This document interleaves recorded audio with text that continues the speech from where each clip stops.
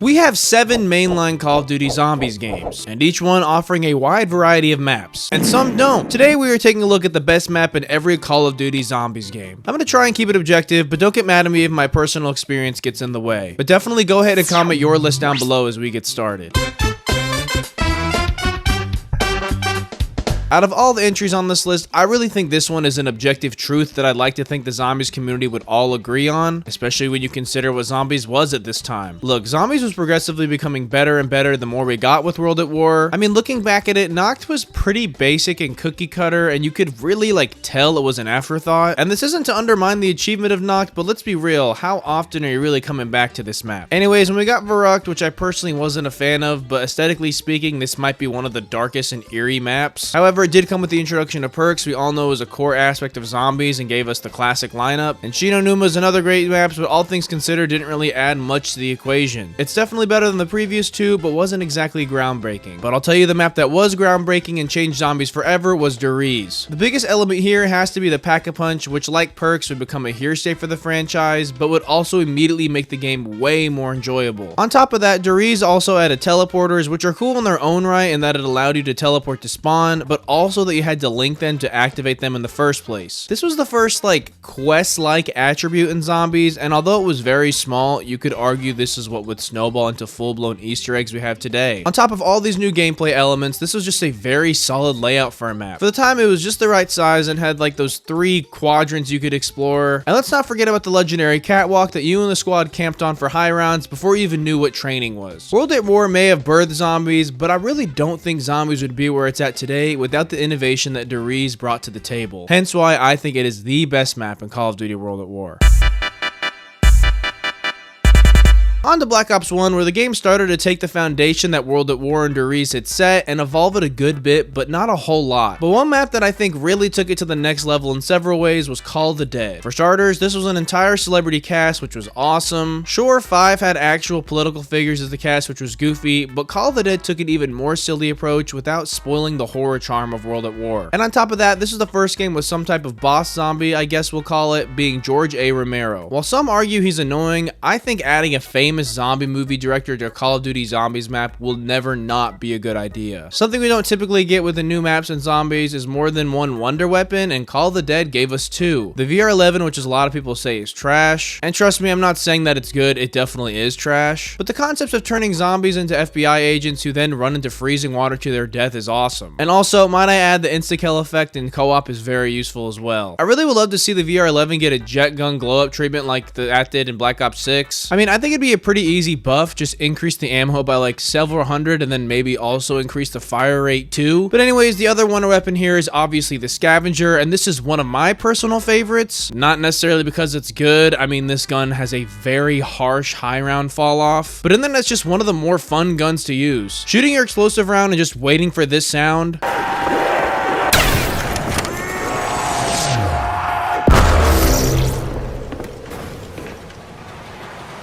and then seeing all the zombies disappear as long as you're before round 30 is very satisfying. But the most innovative feature about Call of the Dead is the Easter egg. In Ascension, which was the map before this, we have a very small Easter egg. It was basically just pressing a few buttons, flying a couple lunar landers, and then shooting into a Gersh device, and that was pretty much the whole thing. But in Call of the Dead, we evolved to small things like actually picking up quest items and putting them in things, and introducing legit puzzles that are tedious and annoying, but are part of the Zombies charm we all know and love. This was my very first Easter egg, and in my opinion is also the very first true Easter egg in the franchise that actually has a quest that requires some coordination and thought. Nothing against Ascension, but was just not quite as good in my opinion. I'm well aware that the Moon Easter egg is one of the greatest in the franchise, but I really think Call of the Dead walked so Moon could run. Moon lovers, go ahead and let me have it down below. I know you all are mad with this entry, so I'm sorry in advance.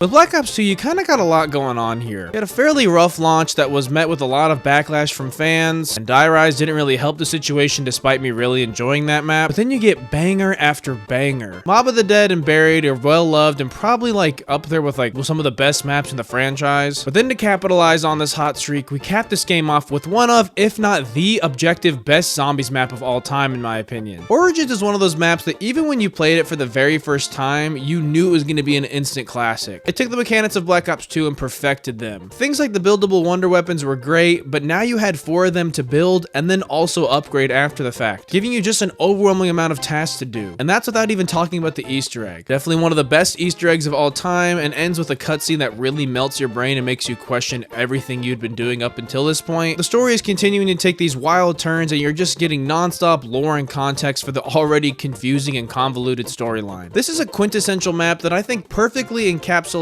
what Zombies is all about, and is genuinely difficult even with the elemental staffs upgraded. There's just so much to do outside of the Easter egg as well. The digging for the golden shovel, the robots, the Templars, the generators. This bended some of the classic Zombies tropes just a little bit, but not enough to lose its identity, cementing it as one of the greatest Zombies maps of all time, and also the best Zombies maps in Black Ops 2.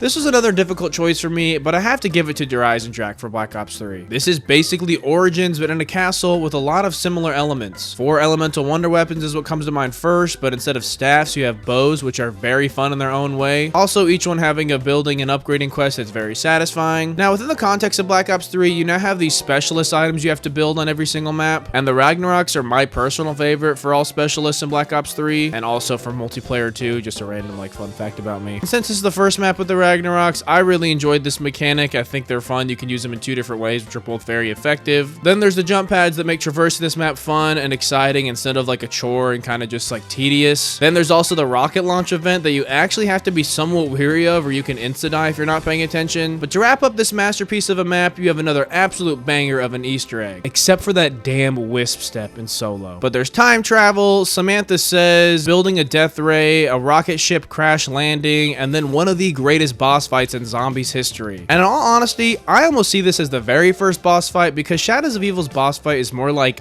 another step instead of a traditional boss fight, whereas Drak gets its own dedicated arena with a lot of other stuff going on here. It was just really felt like a true boss fight to me, which we hadn't had in Zombies before. Just a much more fleshed out experience. Anyways, Drak came at the perfect time in my opinion. Shadows of Evil launched with a lot of criticism and backlash from the community. I mean, people were calling this the weird alien tentacle map that didn't feel like Zombies at all, which you all know Shadows of Evil aged very well and would eventually become one of the greats. And I think we owe a lot of that post-launch success of Shadows of Evil to Drak. Maybe I'm wrong, but it feels like Drak kind of showcased how the Black Ops 3 engine was designed to be played, and in turn resulted in one of the greatest maps of all time. Really quick, I want to give a shout out to INNOCN for sending me their 49-1R monitor for a review. This 49-inch ultra-wide monitor is great if you're thinking about diving into the ultra-wide space of gaming, but even more so for content creation. Having a lot of space to fit all your editing software tools is a liberating experience to where I've already seen an increase in my workflow. As far as gaming goes, well, for competitive games, I would stick to your 16:9 aspect ratio, but for single player games, you have an insane new experience that I have never seen before. I want to make it clear this monitor is definitely not for everybody, but having the option to not play in ultra wide is still there. Supporting a 144Hz refresh rate and a 1440p resolution means your game will be running smooth and crystal clear, granted you have the hardware to run it. I also want to make it clear that I was not paid to say this. They just sent me this for review and as an integration to one of my videos. So that means I could literally be ripping this thing up and down, but I don't think that. I think this is actually a genuine monitor for someone who wants to get into ultra wide. But back to the video.